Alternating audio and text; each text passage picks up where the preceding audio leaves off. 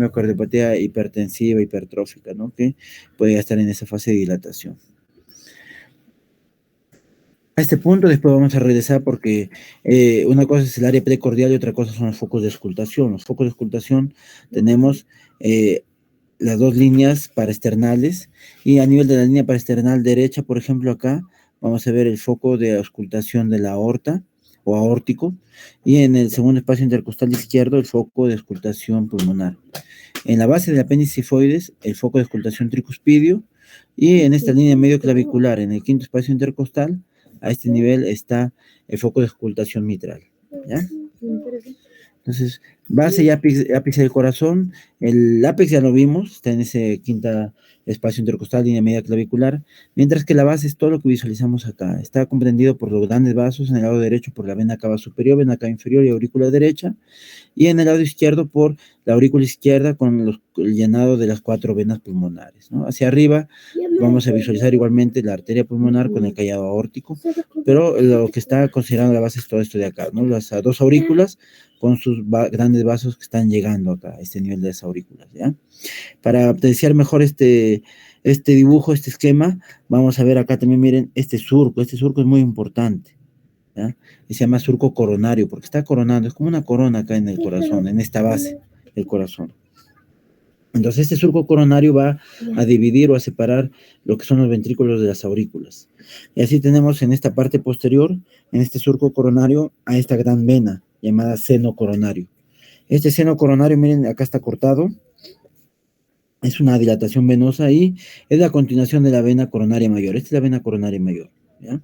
Tiene varios afluentes, tiene esta afluente que es la interventricular posterior, tiene otra afluente que es la vena coronaria menor que viene del lado derecho, tiene una afluente muy importante que es esta de acá, bueno, debería estar dibujada acá realmente, es la vena de Marshall.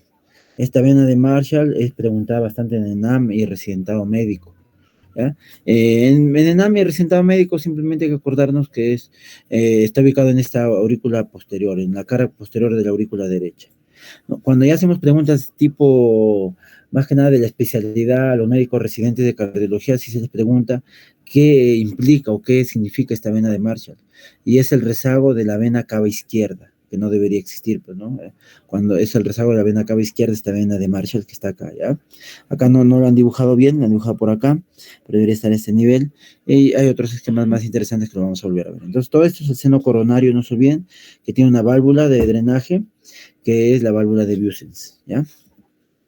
Entonces, miren, es una vista lateral y acá vemos claramente cómo en el mediastino posterior el callado aórtico está dejando la aorta torácica descendente al lado del esófago, acá, la aorta torácica al lado izquierdo, el esófago un poco más a la derecha, pegado a la columna vertebral, es la columna vertebral, y este espacio es el mediastino posterior.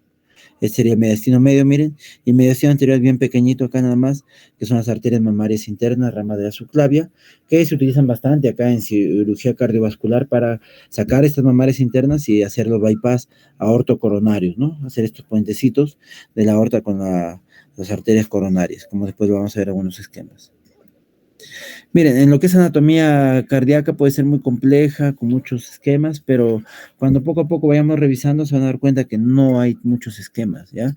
O que no es muy complejo realmente. Son esquemas ya clásicos que los podemos ir desmenuzando y podemos, y vamos a ver que al final los nombres se quedan cortos, más bien, hay más nombres que acá que se han olvidado. Lo que quería en este esquema es simbolizar cómo es que en la pared anterior no solamente está conformada por el ventrículo izquierdo, como usualmente piensa, sino mayormente también por el ventrículo derecho. De tal manera que esta pared anterior, llamada esternocostal, porque está en relación con el esternón y las costillas, tiene este surco interventricular posterior. No nos olvidemos de eso, ¿ya? Este es el surco interventricular posterior. Y miren, y asimismo también se puede ver rezago de este surco coronario en la parte anterior, tanto del lado izquierdo como del lado derecho. Esto es muy importante porque esto nos va a indicar, miren, que el recorrido de las arterias coronarias. Las arterias coronarias nacen de acá, de la aorta, de la porción inicial de la aorta.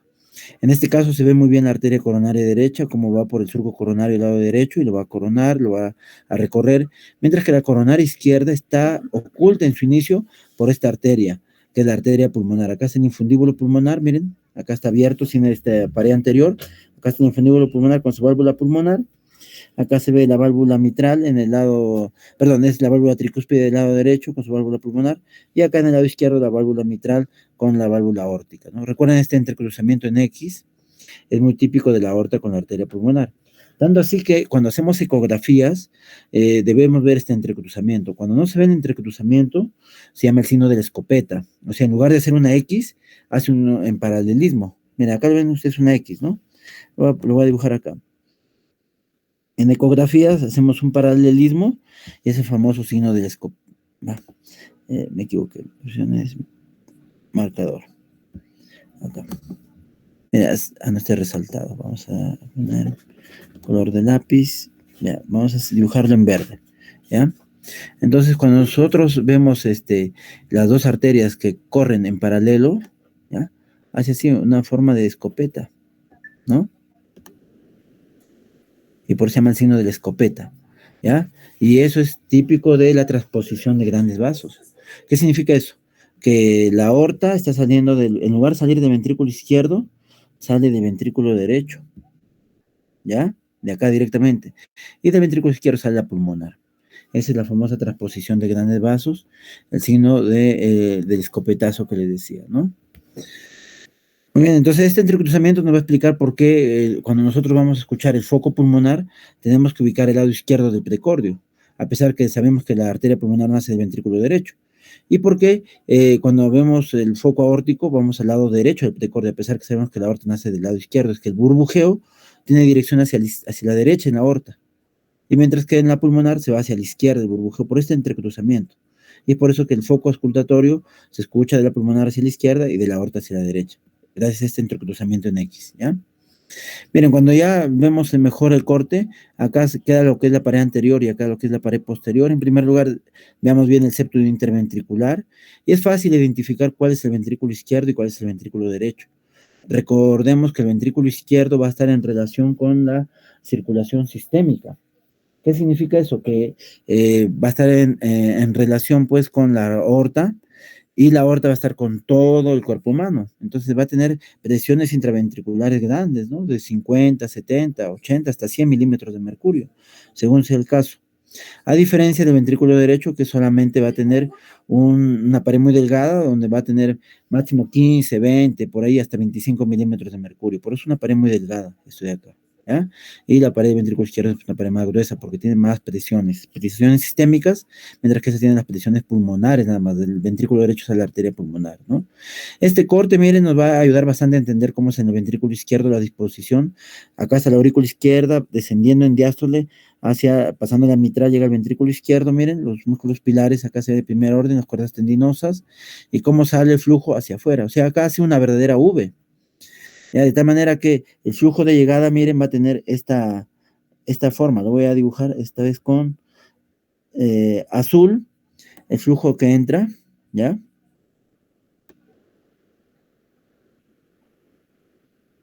Y esta se conoce como cámara de llegada. También se llama cámara diastólica porque se llena en diástole, ¿ya? Mientras que la cámara sistólica, la voy a dibujar acá,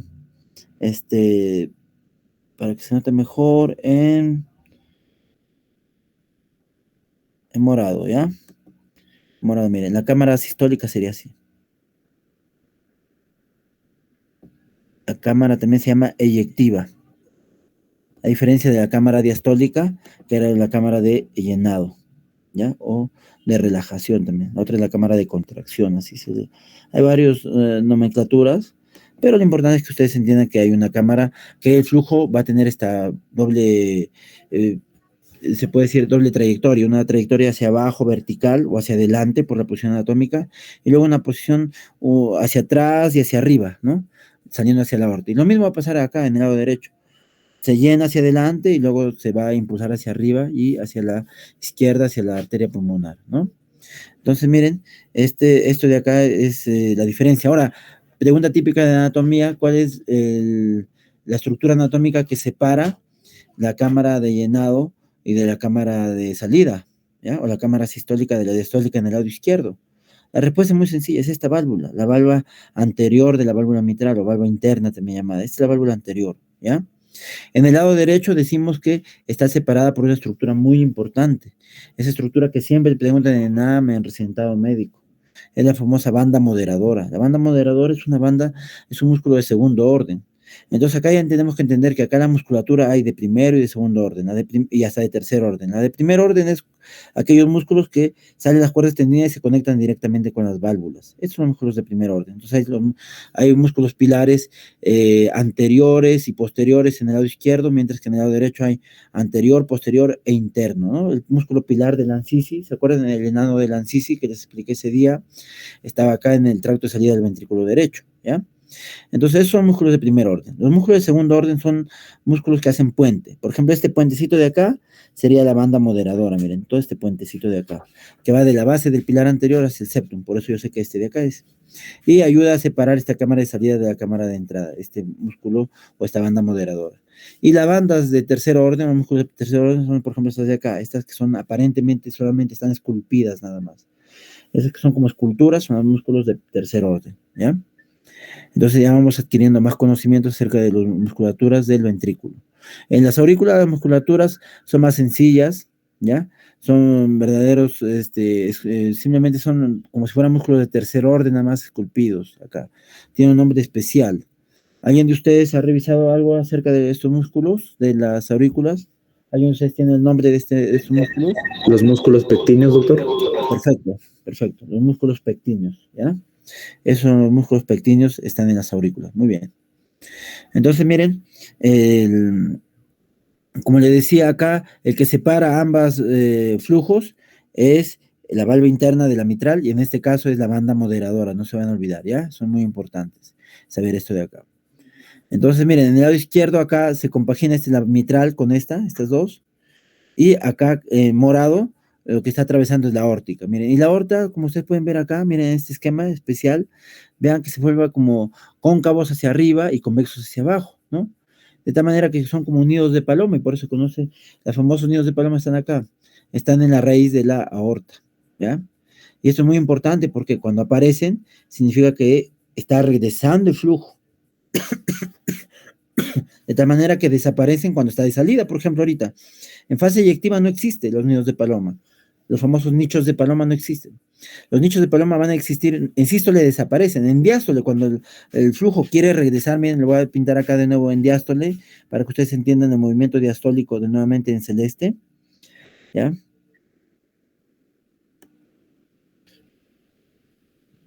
Sí, es el mismo color ya, acá. Este flujo, miren, en diástole, va a tratar de regresar el flujo, pero no va a poder regresar porque gracias a la válvula lo impide. En este caso, de la aorta no va a regresar acá abajo, ¿no? En diástole se está llenando el ventrículo, pero el flujo va a tratar de regresar desde la aorta que fue eyectada, ¿no? ¿Ya? Recuerda, hay flujos, por ejemplo, este morado es sístole, está botando el flujo, y cuando quiera regresar el flujo, se va a cerrar la válvula, se va a cerrar. Entonces se va a producir el segundo ruido cardíaco a este nivel, ¿ya? Y en sístole, recuerden, se va a eyectar, pero acá va a estar cerrado. O sea, un dibujo en sístole, no sé si acá lo tengo, pero sí está en sus guías. Les voy a poner acá más o menos para que entiendan cómo es el dibujo en sístole. Este es el corazón, acá es el lado izquierdo, ¿ya? Para que ustedes entiendan. Y acá está saliendo, miren, la aorta. Ahí, ¿ya? Entonces, y acá, por acá está la aurícula y el ventrículo. Ahí. Vamos a dibujar un poquito las paredes y ya está, perfecto. Ahora sí, miren, lo voy a pintar de otro color. Me ocurre en amarillo. La válvula, en sístole, la válvula mitral. No se pinta en amarillo también elijo. Miren, en negro. En sístole, la válvula mitral se va a cerrar. Se va a cerrar. Mientras que la válvula aorta va a estar abierta. ¿Por qué? Porque en sístole aparece el siguiente movimiento. En sístole, el corazón va a ser como va a cerrar un puño que se cierra. Imagínense una mano, un puño que se cierra, prácticamente el flujo va a querer salir. ¿Hacia dónde? Hacia la aorta. Hacia acá. Se va a estar llenando de sangre. Este es en sístole.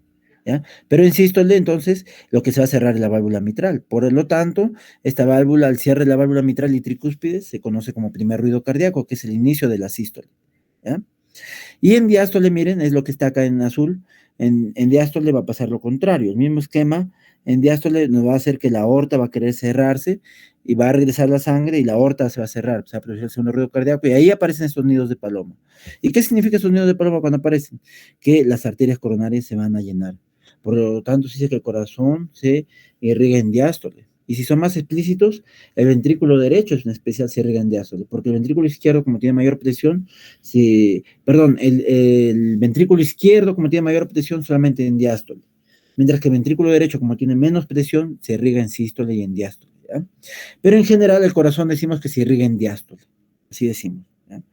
Vamos a pasar al siguiente. El corte de ese así, miren, es acá. Ven el dibujo de abajo y a la derecha. Este dibujo, este es el dibujo que el corte, más o menos un corte, diríamos, longitudinal, ¿ya? Para sagital está acá, del corazón, ¿no? Y se abre así. Miren, cuando ya, ese es en los ventrículos, el ventrículo derecho, el ventrículo izquierdo. Las aurículas, la que tiene más detalles anatómicos es la aurícula derecha. Si hay algo que tienen que aprenderse es esta aurícula derecha. Acá se ven bastantes, son músculos pectíneos, también llamados pectinados, como dice acá, ¿ya? Y en especial, pues, recuerden que las aurículas, tanto izquierda y derecha, tienen unas orejuelas salidas, unas orejitas que se llaman orejuelas, ¿ya? Que esas ayudan a que se acumule un poquito más de sangre en las aurículas, ¿ya? Entonces, estas orejuelas son muy importantes, en especial las de la aurícula izquierda, porque allí se forman los coágulos y allí los coágulos se esconden en las orejuelas, ¿ya? Por eso cuando nosotros necesitamos hacer perdón un ratito.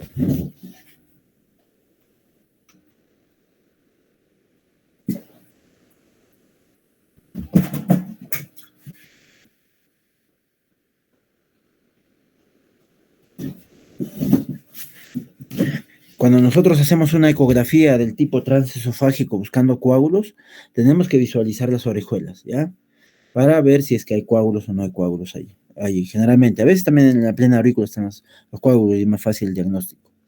Entonces, miren, en general hay que recordar que el ventrículo izquierdo, si bien tenía una forma cónica, semi-redondeada, el ventrículo derecho una forma triangular, ya que después vamos a ver en ejes cortos de ecocardiografía, pero en general en las aurículas tienen forma cuboidea.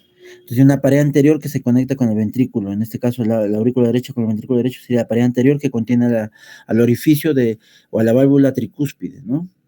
Un orificio superior o una pared superior donde desemboca la vena cava superior, una pared inferior donde desemboca la vena cava inferior, ¿ya? Una pared posterior, que es este de acá, donde está el famoso tubérculo de Lower, que es un tubérculo que separa ambos flujos de las dos venas cava superior e inferior, ¿no? Sería en la cara posterior acá. Y miren, y una cara externa que se va a corresponder con las orejuelas, y una cara interna que es esto, la pared septal, que tiene bastantes detalles anatómicos, en especial esto, que es la fosita oval, con su anillo de Busens, o limbo también se le llama este anillo de Busens, ¿ya? Y en esta parte también tenemos un tendón, que es un tendón, es un músculo, un repliegue que se va a comunicar hasta acá. Todo este tendón que hace este repliegue se conoce como tendón de Todaro. ¿Y para qué es importante el tendón de Todaro? Porque va a formar el triángulo de Koch a este nivel. El tendón de Todaro con el orificio de la válvula tricúspide y más la válvula de Eustaquio van a formar todo este triángulo, mira, van a delimitar ese triangulito. Ese triángulo contiene al nodo auriculoventricular, que después vamos a explicar qué es, pero ya es una parte de relevo muy importante de esta función eléctrica del corazón, ¿ya? El nodo auriculoventricular, a este nivel, en el triángulo de Koch. Entonces, miren, acá aparte acá vemos pues este orificio del seno coronario con su válvula de Busens que les decía, perdón, su válvula de Tevesio, que les mencionaba acá, y acá también hay otra válvula de la vena cava inferior, que es la válvula de Eustaquio, ¿ya? La válvula de Busens es adentro, entre la vena coronaria mayor y el seno coronario. ¿No? Esa es difícil de visualizar en la disección realmente. En cambio, esta válvula de Tevesio sí se ve muy bien, la válvula de Eustaquio también se ve muy bien, ¿ya? Estas dos, tanto del seno coronario como de la vena cava inferior. Otra forma de ver, miren el tabique interauricular, y acá vemos la fosa oval. Acá tenemos el orificio de la vena cava superior, acá el de la vena cava inferior con su válvula o repliegue de Eustaquio, y acá la válvula o repliegue de Tebecio con su orificio del seno coronario, ¿no? En esta fosa oval, miren acá cómo está el tendón de Todaro a este nivel, y acá se delimita todo este triangulito. Este es el triángulo de Koch, acá, en este espacio, ¿ya? Entre el limbo o el reborde del tendón de Todaro acá, el orificio del anillo auriculoventricular que está acá, y la válvula de Eustaquio, acá está donde está el triángulo de Koch y está el nodo auriculoventricular, ¿ya? Miren, acá está abierto el ventrículo derecho, las paredes del ventrículo derecho, es una vista, acá se ve muy bien la orejuela de la aurícula derecha, y miren, cuando despegamos esta pared externa del ventrículo derecho, vemos este infundíbulo que les expliqué la vez pasada, que cuando hablemos de patologías como la tetralogía de Fallot es muy importante porque tiene bastante ubicación para la fisiopatología o explicación de la fisiopatología. Pero es un espasmo severo en esta zona que lo que le va a ayudar es la morfina porque ayuda a relajar esta zona de aquí, ¿no? Y los pacientes muchas veces también hay que aumentar el flujo para que pueda mejorar esta obstrucción. O sea, mientras más flujo haya, se va a expandir más, se va a dilatar más, se va a dilatar más y va a bajar y va a disminuir este espasmo de esta zona. Entonces, una manera de hacer eso es la famosa posición de la tetralogía de Fallot, que son posición de marcha de pato. Esa posición de marcha de pato, donde se ponen cuclillas, le va a ayudar a bajar la cianosis en estas crisis hipóxicas. Y por eso es que los niños tienen tendencia desde chiquitos a jugar bastante, estar sentados, estar jugando con esta marcha de pato, y les va a ayudar a que mejore su clase funcional en estos niños que lamentablemente tienen esta enfermedad. Pero de todas las patologías complejas, la tetralogía de Fallot es la única que tiene cirugía correctiva. O sea, se hace una cirugía que lo mejora, que lo corrige, los defectos que tiene. Lógicamente que nunca va a estar de alta. Todos estos pacientes con cardiopatías congénitas, cuando ya en la edad adulta, tienen que pasar siempre con su cardiólogo para ver esas complicaciones e ir con su manejo, ¿no? Pero en general, pues tienen una cirugía correctiva muy importante en esa patología que después vamos a explicar de tetralogía de Fallot, ¿ya? Entonces, miren, acá se notan mejor los músculos de primer orden, miren. Este es el músculo de primer orden que va desde el pilar anterior y posterior, que tiene cuerdas tendinosas y van a las válvulas. Y miren, acá, por ejemplo, vemos la válvula, el músculo pilar septal, que es el músculo de la ancisis. A ver, vamos a ver acá que le pone músculo papilar septal nomás. Es el músculo enano de la ancisis, ¿ya? Y miren, acá se ve muy bien este músculo de segundo orden. Este músculo de segundo orden se llama la banda moderadora, que tiene varios nombres. Por ejemplo, se llama trabécula enciforme. A ver, ustedes averigüen varios epónimos que tiene esta banda moderadora, ¿ya? Y hay un músculo de tercer orden muy importante, miren, que separa de entrada de salida, que es este de acá.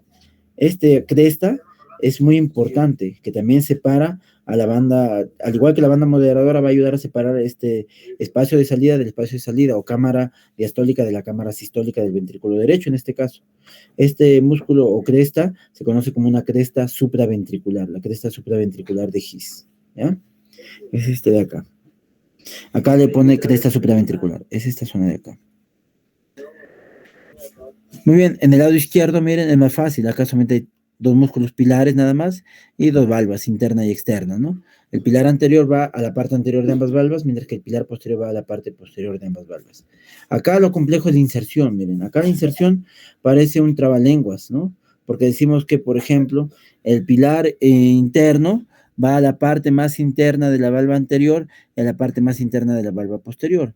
El pilar anterior va a la parte más externa de la valva interna y a la parte anterior de la valva externa, y así, por así, parece un trabalenguas, pero con un simple esquema lo vamos a entender como la inserción de estos tres grupos musculares pilares a esas tres valvas, ¿ya? Eso lo vamos a explicar ya más adelante con un simple esquema, no es nada del otro mundo, es sencillísimo. Miren acá, recuerden, ven la orejuela izquierda que decía, y en la aurícula izquierda vamos a ver en la cara posterior que tiene los cuatro drenajes de las cuatro válvulas pulmonares. Recuerden que acá hay senos pericárdicos. Estos zonas pericardiales son espacios de prolongación del pericardio, como ven ustedes acá, el pericardio se prolonga hasta acá. Y acá hay dos senos muy importantes que tienen que aprenderlo. Aparte de uno de Allison, tienen que aprender el seno transverso de Taylor y el seno oblicuo de Haller, ¿ya? Eso lo vamos a revisar después. Que no es nada del otro mundo. Por ejemplo, un seno está combinado entre el esófago y las aurículas en esta zona de acá y delimitado por las 4 venas pulmonares. Y el otro está en la cara anterior de la aurícula izquierda con los grandes vasos. O sea, la aurícula izquierda es fundamental para entender tanto el seno transverso de Taylor que está acá como el seno oblicuo de Haller que está acá, ¿ya? Eso lo vamos a ver cuando hablemos de pericardio. Ahora sí, miren, entendiendo la anatomía básica, acá recuerden, en la anatomía externa nos faltó explicar esto de los surcos coronarios. Si bien es cierto, hay uno anterior y hay uno posterior, aparte de eso, hay un surco interventricular anterior y un surco interventricular posterior que estaría por acá. Y tiene las arterias coronarias con sus distintas ramas.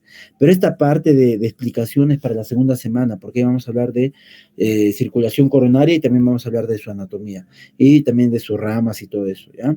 Es fácil recordar nomás que la arteria coronaria derecha va a irrigar esta zona de la aurícula derecha. En esta aurícula derecha tenemos el nodo sinusal y por acá también va a llegar al nodo aurículo ventricular. Entonces, cuando hay un infarto de la coronaria derecha va a producir alteraciones eléctricas porque va a afectar al sistema cardionector. Mientras cuando se infarta la coronaria izquierda, recuerden que rápidamente se divide en circunfleja y en interventricular anterior. Acá está la coronaria izquierda, que más o menos mide 1 centímetro. Esta coronaria izquierda, cuando se lesiona o se obstruye por un infarto, va a producir alteración en el músculo, en el ventrículo izquierdo. Y el ventrículo izquierdo, como les dije, va a contener el gasto cardíaco, va a ir a toda la economía de lo que es la aorta. Entonces, cuando hay una obstrucción o un infarto de la coronaria izquierda, va a producir alteraciones hemodinámicas que disminuye el gasto cardíaco. O sea, un síndrome de bajo gasto cardíaco disminuye la función sistólica del corazón o disminuye la fracción de eyección, que después también le vamos a explicar. Eso ya es parte de la tercera semana, pero ya vamos a ir mencionando algo acá, ahora que hablamos de ciclo cardíaco, ¿ya? Hasta acá. ¿Tienen alguna duda de lo que es anatomía? Seguramente que sí, la vamos a ir resolviendo, pero algo que quieran consultarme en este momento.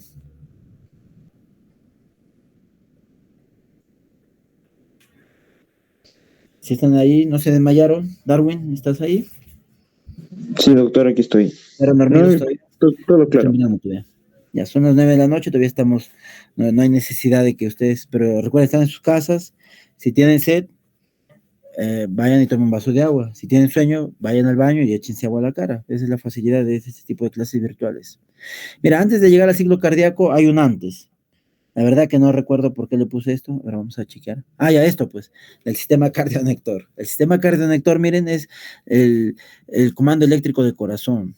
Y a mis pacientes les digo, pues, el corazón tiene un cerebro propio y por lo tanto tiene un tratamiento propio que podemos llegar acá. Dándole digoxina vamos a alterar el sistema cardionector. Dándole beta bloqueadores vamos a alterar el sistema cardionector. Entonces hay que entender que esto de acá es un cerebro propio que tiene un sistema de tejido especializado, un tejido muscular a nervioso especializado, que es el sistema cardionector. Y lógicamente va a tener una conducción o una condición que lo va a estar supeditado al sistema nervioso simpático y al parasimpático. El simpático va a ir más a las fibras en general, mientras que el parasimpático llega acá, al sistema cardionector, ¿ya? En especial al nodo sinusal y al nodo AB. Porque recuerden, el parasimpático disminuye la frecuencia cardíaca, mientras que el simpático aumenta. Si nos queremos acordar, es que el simpático nos va a ayudar cuando tenemos esa sensación de muerte o esa sensación de que nos va a matar algo. Por ejemplo, ustedes están visitando pues la casa de su enamorado y de pronto los ve su futuro suegro y les saca a los perros. Entonces, en ese momento que se piensan a correr ustedes, el corazón va a empezar a latir a 100, a 200 por minuto y se activó el sistema simpático. Aparte de eso, produjo vasodilatación en las arterias y en las venas de los miembros inferiores. ¿Para qué? Para mejorar la circulación y correr rápido, pues, ¿no? Entonces, todo es el sistema simpático. Mientras que el sistema parasimpático es el apaciguador, están tranquilos, ya están 2, 3, 5 años con la enamorada, ya conocen a la familia, están cenando, están conversando de cómo les va en anatomía, están engañando que les está yendo bien, entonces están tranquilos, la frecuencia cardíaca está yendo a 50, 40 latidos por minuto. Ese es el sistema parasimpático, ¿ya? Entonces, miren, el sistema cardionector que comanda esto empieza acá, en el nodo sinusal o de Katie-Flack, ¿ya? Luego viene el nodo aurículo-ventricular que está aquí. El nodo sinusal está en la desembocadura de la vena cava superior, en el surco de His, en el tercio superior, mientras que el nodo aurículo-ventricular está en pleno triángulo de Koch, o sea, entre el tendón de Todaro de la fosita oval que venía, el reborde de la válvula o anillo tricuspidio y la válvula de Tevesio, que era de la válvula del seno coronario. Esos tres delimitan este espacio que se llama triángulo de Koch. Y acá está el nodo auriculoventricular o de Aschoff-Tawara, ¿ya? Hay tres vías internodales, Bachmann, Wenke, Bachitorel, y de esta Bachmann es la que se desprende, pregunta de NAM de recientado médico, ¿cómo se llama el LAS que llega acá? ¿Ya? Y se llama as de Bachmann, por eso acá está. El as de Bachmann fue el primero que se descubrió y se pensaba pues que era un as único que solamente llegaba por acá y después y por acá se iba el latido, ¿no? Pero después ya se dio cuenta que no, el latido simplemente comunica la aurícula derecha con la aurícula izquierda, porque todo empieza en la aurícula derecha. Y esto es importantísimo. ¿Por qué? Porque cuando tenemos un paciente con flúter atrial o con TPCB, como es una arritmia de la aurícula derecha, entramos por la vena cava inferior, llegamos aquí, lo mapeamos y le damos su tratamiento. Y es un procedimiento que al inicio costaba 5,000 soles, después en mi época, cuando recién terminé la especialidad, costaba 10,000 soles en el año 2013 y ahora máximo cuesta 20 a 25,000 soles porque todo es fácil por la aurícula derecha.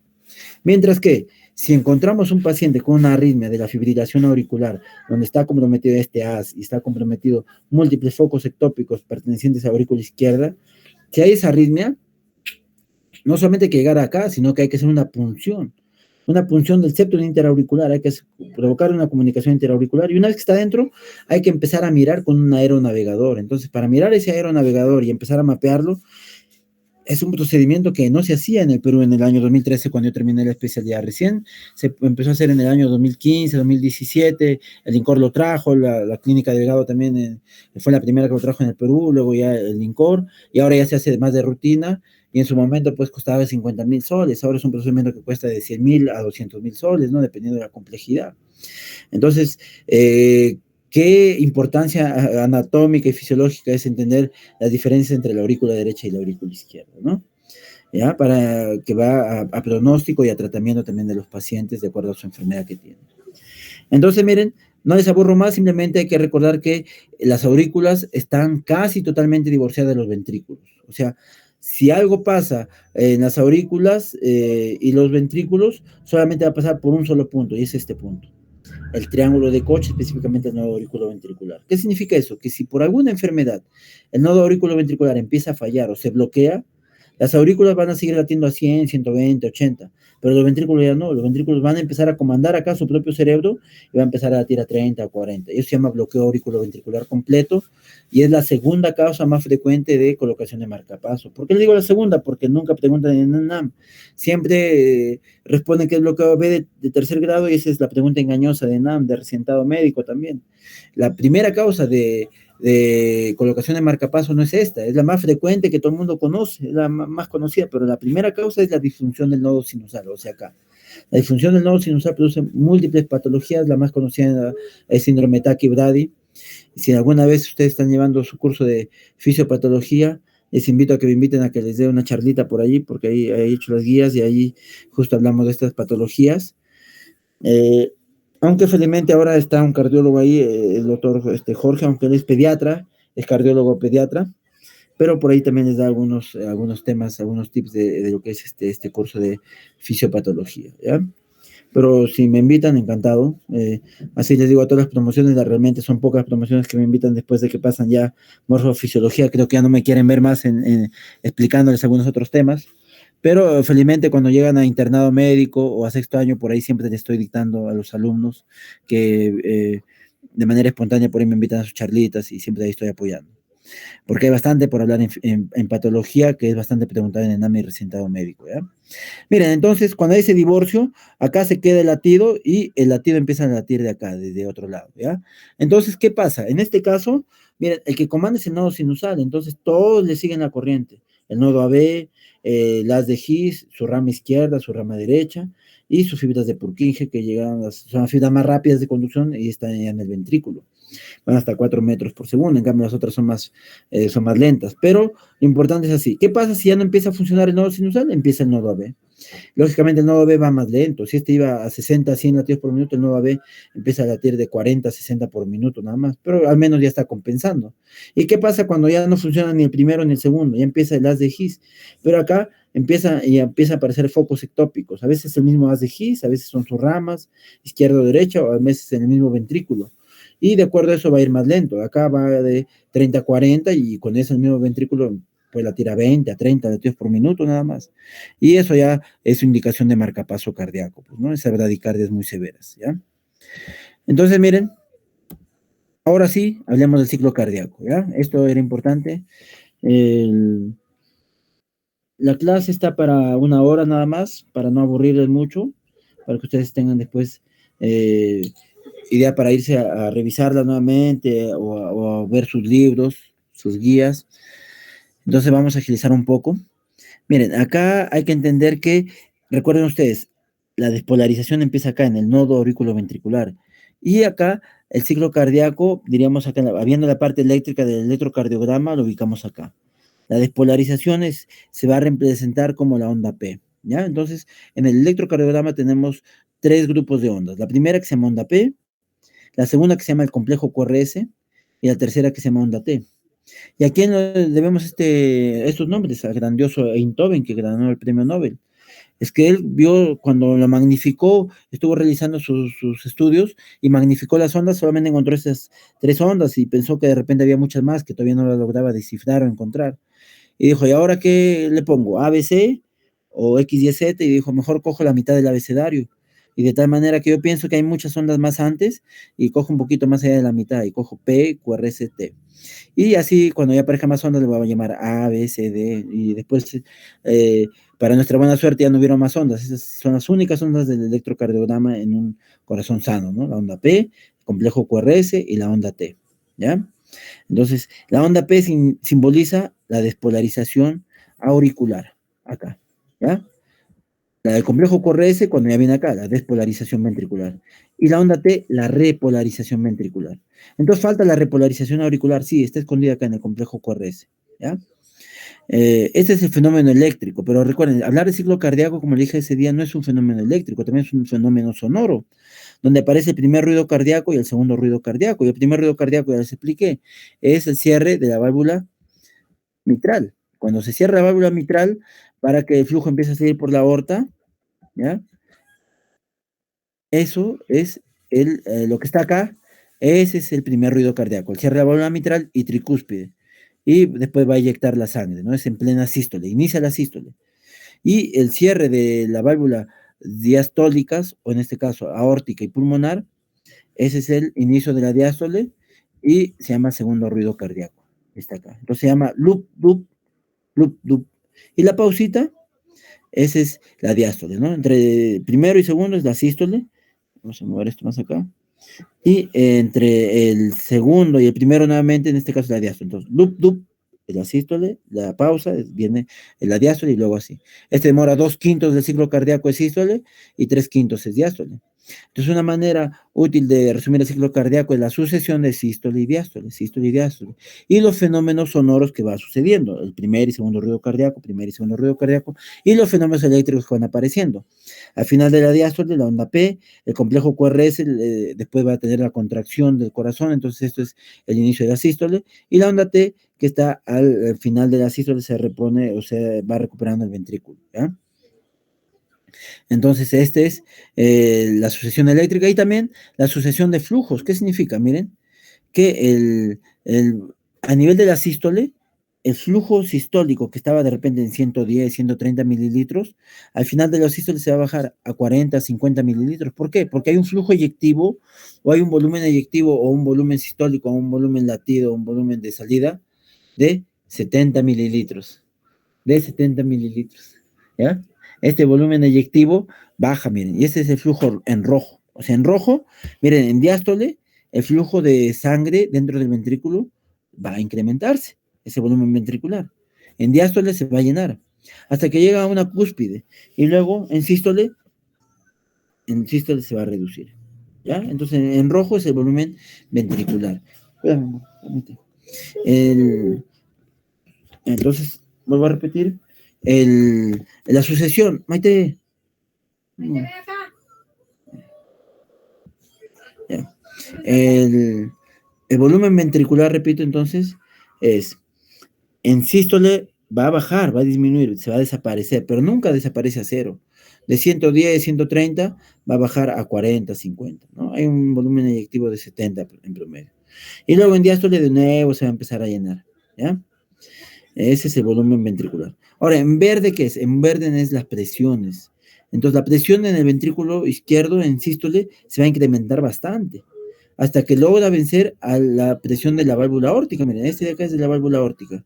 Acá está su muesca de la válvula aórtica, que es esa muesca que lo vamos a ver en el pulso sistémico, ¿no? En el pulso arterial. Y miren cómo después baja la presión en la aorta. Entonces, miren, en plena sístole, el ventrículo le va a ganar. Y una vez que le gane, se va a abrir la válvula. Entonces, hay una fase de preparación que se llama fase de contracción isovolumétrica, acá. ¿Ya? Y cuando se relaja, se va a cerrar. Y miren, van a estar un punto que se va a cerrar la válvula aórtica, pero la válvula mitral también va a estar cerrada. Va a estar cerrada y hasta que se abra la válvula mitral y empieza a llenarse el ventrículo, ¿verdad? Entonces, esta fase es que para que se llene, la aurícula izquierda y la aurícula derecha sí mismo tienen que ganar a sus contrapartes, a cada ventrículo izquierdo y a cada ventrículo derecho. Y una vez que le va a ganar, va a bajar por debajo de su presión de la aurícula. Acá está, mira, esta es la presión auricular. Acá decíamos, presión auricular. En azul está la presión ventricular y en negro está la presión auricular. Entonces, pasa por debajo y una vez que la presión auricular le gana, se abre la válvula mitral y tricúspide. Porque la aurícula ya tiene una presión de 10, de 15 milímetros de mercurio, de 10 usualmente, de 7 a 10, o de 5 a 10, mientras que la presión del ventrículo se hace de 5 a 0. Baja bastante y se empieza a llenar, se empieza a llenar. ¿Ya? Entonces tiene que haber una conjugación de presiones que tienen que estar compaginados y se van a alterar en ciertas patologías. O sea, una presión telediastólica del ventrículo izquierdo incrementada, o sea, una presión al final de diástole se incrementa y va a provocar que la aurícula izquierda y la aurícula derecha, más la aurícula izquierda, se incremente la presión y eso va a provocar una presión dentro de las venas pulmonares y eso va a provocar que haya una hipertensión de las venas pulmonares y en los capilares también se va a incrementar y por lo tanto va a salir hacia afuera y eso se llama trasudado, un edema alveolar. Eso vamos a hablar algo, pero eso lo vamos a dejar más para fisiopatología y van a ver ustedes sus guías, ahí cómo está bien explicadito ese tema y se entiende con este ciclo cardíaco, con este esquema, ¿ya? Entonces, recuerden, al inicio de la sístole tiene que haber un fenómeno de contracción isovolumétrica que va a ganar. Y al final de la diástole, al final de la sístole, al inicio de la diástole, una fase de relajación isovolumétrica, ¿ya? La sístole tiene solamente dos fases, la contracción isovolumétrica y la fase eyectiva, nada más, así de sencillo es. Mientras que la fase diastólica, cuando está bajando tanto su presión del ventrículo izquierdo para que la aurícula izquierda le gane, se llama fase de relajación isovolumétrica y miren, esa fase se consigue después con una fase de diastasis. En esta fase de diastasis se está llenando, que tiene dos subfases, se podría decir una de llenado rápido y una de llenado lento. Y al final, en plena diastasis, al final se produce una fase de contracción auricular. Esta fase de contracción auricular se ve en esta zona de acá, ¿ya? Y esto de acá va a provocar el llenado final de la diástole. Después de la onda P, primero la parte eléctrica y luego ahí nomás se contrae. En el pulso venoso yugular tiene la famosa onda A. La famosa onda es la fase de contracción auricular. Y ya les expliqué ese día. Hay una patología que no tiene esta onda A, y acá, miren, recuerden, se produce el cuarto ruido cardíaco. No tiene cuarto ruido cardíaco nunca. Esa es la famosa fibrilación auricular. ¿Por qué? Como yo le dije, hay múltiples focos ectópicos. Acá es como si fuera una bolsa llena de gusanos las aurículas y hay una contracción inefectiva. Y por lo tanto, no hay cuarto ruido cardíaco. El tercer ruido cardíaco se produce en esta fase inicial de la diastasis, en este llenado rápido, se produce el tercer ruido cardíaco. Y tanto el tercer y el cuarto ruido cardíaco son en plena diástole, ¿ya? El primero y segundo separan la sístole. Entonces, miren, los fenómenos sonoros, fenómenos eléctricos, fenómenos volumétricos o hidrostáticos, los fenómenos de presión, ¿ya? Todos son fenómenos que van a aparecer y van a acompañar a un ciclo cardíaco en esta sucesión de sístole y diástole. Esta es la clase de ciclo cardíaco y lo demás es simplemente cosas aledañas, ¿ya? Este cuadrito de Wiggers que se llama así, es de ciclo cardíaco. Miren, los focos de auscultación, lo que le decía, el aórtico nace de la izquierda de la aorta, pero se va hacia la derecha, y está acá, en el segundo espacio intercostal, línea parasternal derecha. El foco pulmonar es su contraparte, en el segundo espacio intercostal, línea parasternal izquierda. En la base del apéndice tifoides es el foco tricuspidio acá, aunque acá considera cuarto espacio, pero es acá, en la base apéndice tifoides simplemente. Y el foco mitral acá, en la línea medio clavicular, quinto espacio intercostal. Recuerden que hay un quinto foco, el quinto accesorio, que es para escuchar insuficiencia aórtica. Preguntan bastante a los médicos que están haciendo su especialidad en medicina interna y la especialidad de cardiología, ¿dónde está ubicado? Es sencillo la ubicación, simplemente está ubicado entre el foco pulmonar y el foco mitral, en ese espacio más o menos, a nivel del tercer, cuarto espacio, línea parasternal izquierda, usualmente acá, debajo del foco pulmonar, a este nivel, ¿ya? Ese es el foco accesorio de ERP, para insuficiencia aórtica, usualmente. Acá se nota mejor, foco aórtico, foco pulmonar, foco tricuspidio y el foco mitral. Es que no va a ser acá nomás. Y a todos los pacientes siempre hay que moverlo, hay que buscar dónde se escucha mejor. Y ahí, una vez que se escucha mejor, ahí nos quedamos unos 5 a 10 segundos, o a veces un minuto si es que queremos escuchar algo en especial, ¿no? Pero si no, 5 a 10 segundos, a veces es la auscultación de consulta, una auscultación sencilla cuando sabemos que el paciente, y si encuentra alguna patología, nos quedamos un poquito más. Pero después es fácil, pero cuando ya te cogemos experiencia. Al inicio hay que demorarnos en cada foco. O sea, nunca hay que, el médico que coloca el estetoscopio en una sola posición en el precordio, está mal. Tenemos que siempre buscar 1, 2, 3, 4 focos. Y a veces eso yo no lo entendía hasta que en la residencia pues tenemos 20, 30 pacientes, estamos quejeados, ya estamos posguardia, queríamos irnos. Y me pasó una vez que ya estaba haciendo riegos quirúrgicos y era de noche, ya era 10 de la noche, quería irme a mi casa posguardia, así que solamente colocaba por acá el estetoscopio y me quitaba ya en ese día, recuerdo. Ya, toda la semana estaba así escultando, ya no me interesaba. Y en eso, porque eran para los riegos quirúrgicos, es decir, no a los pacientes patológicos, y me quedaba, pues, ¿no? Y en este caso, esculto a una jovencita y ya pues me quité, le hice el riego quirúrgico. El día siguiente me busca el interno y me dice, doctor, ¿qué le pareció el soplo de esa pacientita? ¿De cuál? De ella. ¿Qué? No le escuché, a ver, vamos a verlo. Y no se escuchaba nada acá, pues. Y solamente se escuchaba en foco pulmonar. Esa es la típica de las cardiopatías congénitas, ¿no? Para mi libro, y ahí ya nunca más volví a hacer eso, por más apurado que esté. La típica del foco pulmonar se escucha pues la comunicación interauricular, la persistencia de conducto arterioso. Y esa paciente tenía una persistencia de conducto arterioso. Y se quedó con nosotros y después se operó. Esa pacientita felizmente tenía una cardiopatía dilatada, pero no era severa, era leve por culpa de la PCA. Y con tratamiento médico salió de alta, muy bien fue esta pacientita, que entró por operarse de otra cosa. Miren, el diagnóstico diferencial del dolor torácico tiene que ver mucho, ¿ya? Con cómo evaluamos el precordio, cómo evaluamos o entendemos al corazón. Y para que entiendan al corazón, miren, acá vamos a ver los exámenes auxiliares. Por ejemplo, ¿ya? Cuando buscamos o cuando entendemos si hay una miocarditis. Cuando hay una miocarditis, entendemos que lo que está alterado es el músculo, el miocardio en sí, ¿ya? Y que puede bajar la función sistólica del corazón.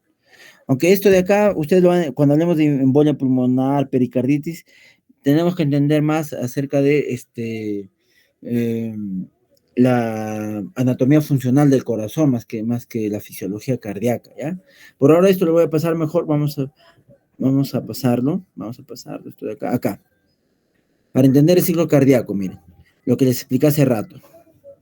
A ver, por allí, ¿quién está? ¿Quién dice yo?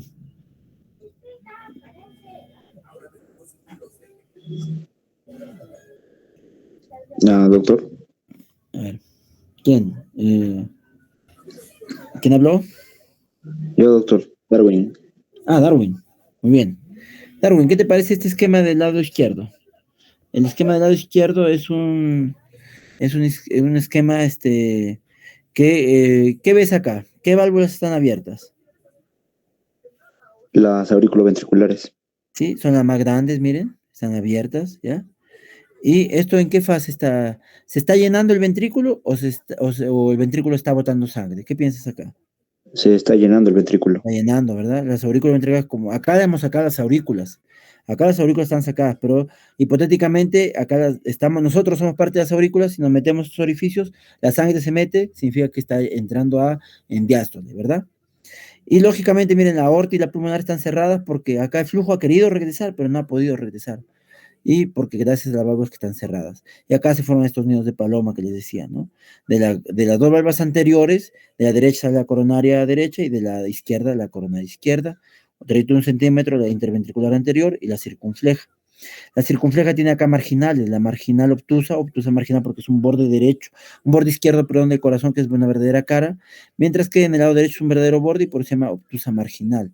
Mientras que perdón, esta es la aguda marginal y esta es la obtusa. Obtusa es un ángulo obtuso y este es un ángulo agudo, ¿ya? Y miren, la coronaria derecha sigue todo el surco coronario y atrás termina dando el interventricular posterior, usualmente. Acá tenemos el seno coronario, acá la vena coronaria mayor, fíjense, y cómo recibe la coronaria menor, y el seno coronario termina en la aurícula derecha, que acá está salida, sin eso, ¿no? Entonces acá estamos en diástole. Y miren acá en sístole las válvulas se cierran, ¿por qué? Porque el ventrículo izquierdo se contrae como un puño y va a querer regresar la sangre a las aurículas, pero se va a evitar gracias a que existen las válvulas, evita el cierre, evita la salida. Pero la sangre tiene que salirse hacia adelante, por eso se llama un flujo anterógrado. Ese flujo anterógrado, ¿hacia dónde va a ir? Hacia adelante y arriba, que en este caso va a ir hacia la aorta, a este lado y a la pulmonar. Es la fase eyectiva del ciclo cardíaco. Entonces, este es sístole y acá está en diástole. ¿Ya? No se vean eso, por favor. Acá está la mitral, perdón, acá la mitral, dos valvas, interna y externa, con la aorta, y acá está la tricúspide con sus tres valvas, y la pulmonar. La pulmonar y la aorta sí tienen tres valvas cada uno. La aorta está en un plano más posterior, mientras que la pulmonar está en un plano más anterior. Vamos a ver acá. Acá miren, en plena diástole, todos estos nombrecitos, tienen su revisadito ustedes con calma, en la tranquilidad de su hogar. Y cuando tengan dudas, ahí lo volvemos a revisar. Tienen bastantes nombres, pero es básicamente lo que hemos visto, ¿ya? Lo que la explicación que les acabo de dar. Hay trígonos fibrosos, sí, hay trígonos fibrosos donde ahí van a depender tanto los anillos AB, o sea, auriculoventriculares, como los anillos simoideos, que son simoideos, se refiere a las válvulas aorta y pulmonar, ¿ya? Acá está, miren, para que lo revisen ustedes. Y esto ya es para la segunda semana fuera del ciclo cardíaco. La irrigación, recuerden, la coronaria derecha da ramos ventriculares, ramos auriculares, sin nombre. Por acá, como la arteria pulmonar está en un plano anterior a la aorta, miren, la coronaria derecha y la coronaria izquierda le envían ramos acá. Y se llaman arteria infundibular izquierda y arteria infundibular derecha. La arteria infundibular derecha viene de la coronaria derecha y la arteria infundibular izquierda nace de la coronaria izquierda. También se llaman arterias adiposas pulmonares porque van en la grasita y se meten ahí al infundíbulo, ¿no? Y miren hacia atrás la coronaria derecha, en este caso no es dominante, normalmente es dominante, baja hasta el interventricular posterior y da un ramo interventricular para el ventrículo izquierdo, también ventricular o posterolateral y interventricular posterior. En este caso no, la coronaria derecha acá terminó, dando su arteria marginal derecha. Esta es la arteria marginal derecha o aguda marginal. En cambio, la tronco coronario izquierdo es esta, que rápido da interventricular anterior y circunfleja. La circunfleja está dando acá un ramo marginal, obtuso marginal o del margen izquierdo simplemente. Y en este caso, la circunfleja está dando la interventricular posterior, que esto no es frecuente. Lo más frecuente es lo contrario, ¿ya? La dominancia derecha, en este caso, una dominancia izquierda. Y esta dominancia izquierda la vamos a ver frecuentemente en las reses. Ahí sí, cuando disecamos un corazón de res, ahí lo vamos a ver que tiene dominancia izquierda. A veces hay codominancia también, ¿ya? Cuando las dos están dando las interventriculares, ¿no? Miren, la interventricular anterior da ramos izquierdos y derechos que son en forma diagonal y se llama diagonales, diagonal izquierdo y derecho, y también al septum interventricular, y se llama ramos septales anteriores, porque los ramos septales posteriores vienen de esta, de interventricular posterior, ¿ya? Entonces, y aparte de eso hay un ramo intermediario entre tanto el interventricular anterior como la circunfleja, este ramo intermediario que en cateterismo cardíaco es muy importante ver siempre este ramo intermedio. Acá se ve muy bien, miren la coronaria derecha, esta arteria del nodo sinusal, que es esta de acá. la del margen derecho, vuelvo a repetir, arterias diagonales izquierda y derecha, y las septales, lo vamos a ver más adelante, se irrigan con las septales posteriores, se unen, y las septales anteriores irrigan los 2/3 anteriores del septum, mientras que las septales posteriores solamente el tercio posterior del septum, ¿ya? Entonces, la arteria del nodo sinusal es perteneciente a esta coronaria derecha, no se olviden. A veces nace de la coronaria izquierda, pero es más frecuente la coronaria derecha. Por eso cuando hay infarto de coronaria derecha, produce arritmias, ¿ya? Esto es lo normalmente que sucede, miren, la coronaria derecha dando del marginal derecha y llega hasta este lado que da un ramo para el ventrículo izquierdo, que es este, el posterior lateral también se llama, y da un ramo posterior que es la interventricular posterior. De esta nacen las septales, y de la primera septal posterior nace la arteria que va al nodo AB, o al nodo auriculoventricular. Es por eso que un infarto de esta zona puede provocar bloqueos, y provoca arritmias y bloqueos auriculoventriculares que van a provocar problemas eléctricos en el paciente, ¿no? Arritmias, ¿verdad? Y arritmias muy severas que pueden ir a marcapaso. Recuerden que el corazón tiene su inervación parasimpática y su inervación simpática. La inervación parasimpática viene del vago y está representada por esto, por lo que está acá en verde, o en azul, perdón. Lo que está en verde agua acá es la vía simpática. La vía simpática son dos cadenas que están a cada lado de la columna vertebral, las dos cadenas simpáticas, y específicamente el gran simpático cervical, que del ganglio cervical superior, medio, inferior, nace el nervio cardíaco superior, medio, inferior. Y recuerden el nervio cardíaco de Scarpa, que es bastante preguntado en el recentado médico, y lo vamos a ubicar en la disección, nace del ganglio cervical medio, ¿ya? Ahí les doy el dato, nervio cardíaco de Scarpa.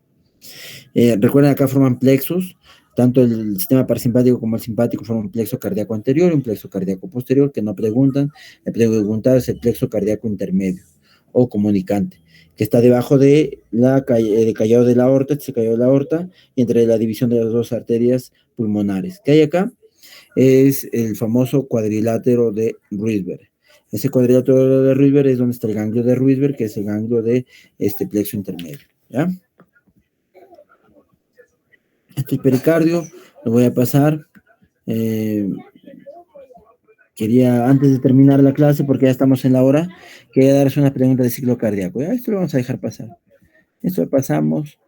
Ahí también les paso, lo vamos a pasar. Preguntas típicas. A ver, vamos a ver si ustedes han entendido. La arteria circunfleja en el corazón. Mira, viene en el recentado médico del 2014. ¿De quién es rama? A ver, ustedes ya saben. Coronaria izquierda, septal anterior, marginal, septal posterior, mamaria interna. Decimos, la coronaria izquierda se dividía en rama interventricular anterior y circunfleja. La circunfleja viene de la coronaria izquierda. Así preguntan en el recentado médico. Y acá está, miren, tronco coronaria izquierda se divide en interventricular anterior y circunfleja. No se olviden eso, ¿ya? Acá si lo ven, descendente anterior y mira, descendente anterior o interventricular anterior da sus ramos a la izquierda y a la derecha de ramos diagonales. Pero acá también lo ven ustedes, unos ramos hacia atrás, que son medios perpendiculares, unos ramos septales, que van al septum interventricular, o sea, se atraviesan perpendicularmente hacia adentro del corazón y irrigan al septum y se llaman ramos septales, ¿ya? ¿De qué arteria proviene la rama que irriga el nodo sinusal? Ya les expliqué, el nodo sinusal está en la aurícula derecha y ahí lo hemos visto en el esquema también.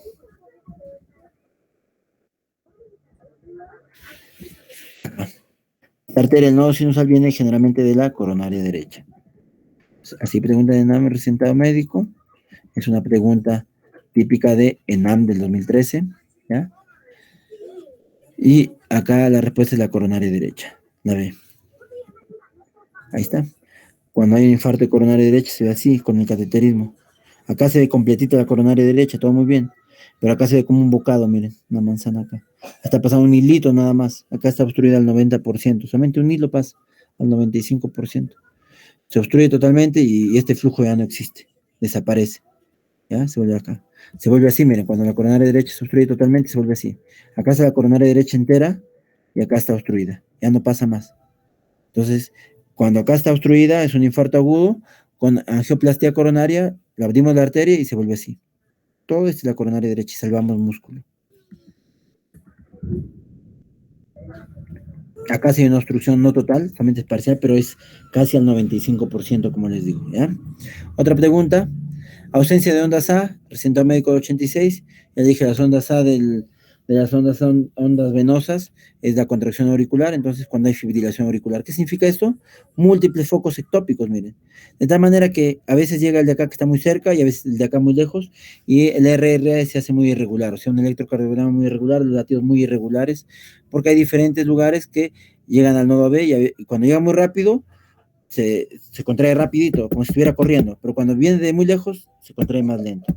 Y está así rapidito y después se va más lejos, más lejos, más lejos, y así, eso es la FA, la fibrilación auricular. No se confundan con la fibrilación ventricular, un flúter ventricular, una fibrilación ventricular, todo que sea ventrículo es incompatible con la vida, es paro cardíaco prácticamente, porque eso sí se va a más de 300. Acá, felizmente, si hay múltiples focos, el nodo AB siempre hace un retraso de 100 milisegundos, de 0.10 segundos. Ese retraso hace que no vaya a paro el corazón. Lógicamente, cuando hay una FA con respuesta ventricular alta, el corazón produce falla cardíaca, pero no se va a morir en un día, en 2 días, ¿no? Dura 10, 20, 30 días, incluso hasta meses con eso, pero lentamente va dañando más y más al corazón una FA con respuesta ventricular alta. Por eso hay que darle medicación y hay que bajar la respuesta ventricular, ¿ya? Con digital o con beta block. ¿En cuál de las siguientes patologías no suele aparecer pulso paradójico? Bueno, esto no has explicado. Ese es en el pericardio, eso lo dejamos. Ese es el infarto, el miocardio. Eso falta explicar desde la fisiología del músculo cardíaco, que también vamos a hacer una clase de eso. Pero ya les explico, dentro del músculo cardíaco hay varias proteínas. Una de esas es la mioglobina, otras son las troponinas, otras la CPKMB, la creatinfosfoquinasa fracción MB. Y la más específica del corazón, la que diagnostica el infarto, es la troponina T. La mioglobina se puede elevar hasta por pinchazos que llega al músculo esquelético y puede elevar la mioglobina. Y la CPKMB también es específico, pero no es para el diagnóstico de un infarto del corazón. Es más que nada para reinfarto si no sirve. El más específico son las troponinas, ¿ya? Y cuando acá dice elevado, las troponinas permanecen elevado hasta 14 días, mientras que el CPKMB simplemente 2, 3 días nada más. Y la mioglobina es solamente un día. Miren, acá está, pues, mioglobina, un día, CPKMB, 2, 3 días máximo, y las troponinas hasta 2 semanas. Entonces, miren, y es más, este cuadrito yo siempre les digo a los de emergencia. Por las puras llega un paciente con dolor torácico, un EKG medio raro, y el dolor está de hace una hora, y por las puras ya le piden sus troponinas, y están gastando reactivo, están haciendo que el paciente gaste de afuera porque cuesta caro, 70, 80 soles para hacerse el examen y repetir de nuevo dentro de unas horas más. Hay que esperar mínimo 4 horas, y lo ideal es esperar más de 6 horas. Yo espero a veces un día, 12, bueno, no un día, no, también muy exagerado, 6 horas yo espero, y siempre le saco un control de 12 horas a los pacientes, ¿no? Y porque si le pedimos antes, las troponinas no se van a elevar, ¿ya? No se olviden, troponinas es para el diagnóstico de infarto, y es el que dura más tiempo. La respuesta es la 5. Es recomendable, existe acuerdo general en realizar una coronografía, bueno, es para pacientes de angiografía coronaria, eso de acá lo dejamos.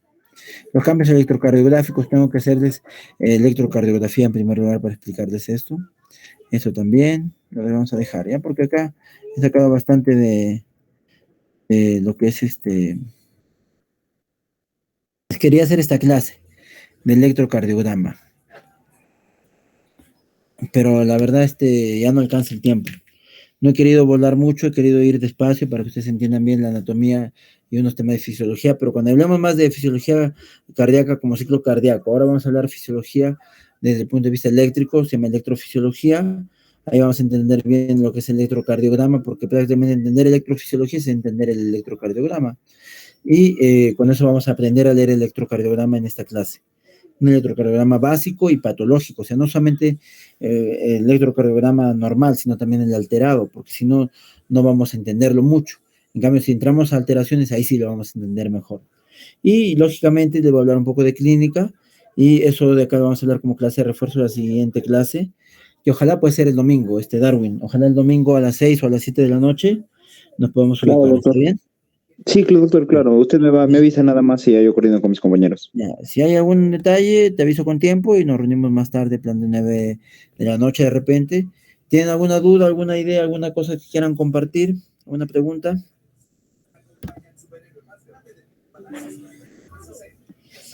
Entonces, jóvenes, les agradezco su tiempo. Espero que hayan estado la mayoría. Me alegra que sí hayan estado la mayoría. Y ya vamos viendo la siguiente clase. Revisen por favor sus videos. y la siguiente clase va a ser de electrocardiografía y fisiología cardíaca celular. O sea, tienen que revisar las ondas que se forman cuando, por ejemplo, hay esta de acá, ¿ya? Tienen que, por favor, revisen su libro Guyton o Gannon. Este es fundamental. ¿Dónde está? No, no me quedo, la tengo acá, acá debo tener. No, no es una clase de electrofisiología cardíaca, pero estas ondas de acá tienen que revisarlas, ¿ya?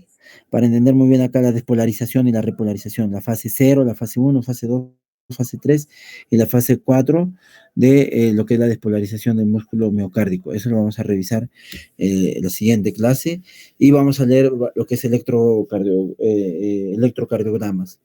Y de tal manera que ya dejamos un par de clases más para lo que es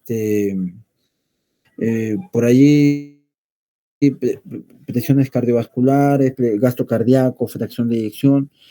Y la verdad acá podemos hacer bastantes clases más, así de una horita, para que entiendan de distintos puntos de vista lo que es anatomía, morfofisiología, fisiología cardíaca, pero orientado a la clínica, ¿ya?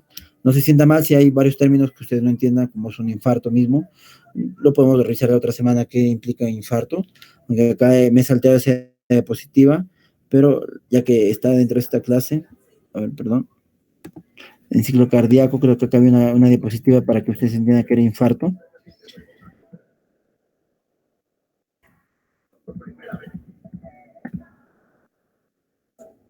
Ah, les he puesto otras diapositivas. Estas son las que yo había preparado para ciclo cardíaco. Ya, casi falta esquema, sí, sí, sí. Es que se ha abierto otra de años anteriores. Esta es la que había preparado para ustedes, donde hablo de ecocardiografía y esta curvita de acá, que es importantísimo, entender la curva de presión-volumen. Esta la volvemos a revisar entonces después, ¿ya? En la siguiente clase. La siguiente que sea electrofisiología y la siguiente ya revisamos esta curva, me hace recordar Darwin, de la curva de presión-volumen, que es importantísimo. Y acá ya podemos ir aplicando también algunos conceptos para entender muy bien cómo es la diferencia entre cardiopatía dilatada y cardiopatía hipertrófica, y en este caso, para entender mejor lo que es el fenómeno de Fran-Starling y el fenómeno de Laplace, que eso es básico de fisiología, pero bien aplicado a la clínica y también en la parte patológica, y lo vamos a revisar esas dos leyes de Laplace y la ley de Laplace y la ley de Fran-Starling. Esto está en sus guías. ¿Sí les logré pasar las guías o solamente los videos Darwin? No recuerdo. Los videos nada más, doctor, el resto no me ha pasado. Así es que, ¿sabes qué? Es que me dijeron que lo reduzca las semanas. Al final mejor le voy a pasar. Y si hay nuevas guías para el ciclo normal, haremos nuevas guías según las semanas. Si tenemos que ampliar, haremos nuevas guías. Ya replantearemos y todo. Entonces después le voy a pasar las guías para que les vayan a dar una revisadita también en la parte teórica. Entonces, ¿ya? Eso, Darwin. Gracias por su tiempo. Cuídense. Listo, doctor, hasta luego. Muchas gracias a usted.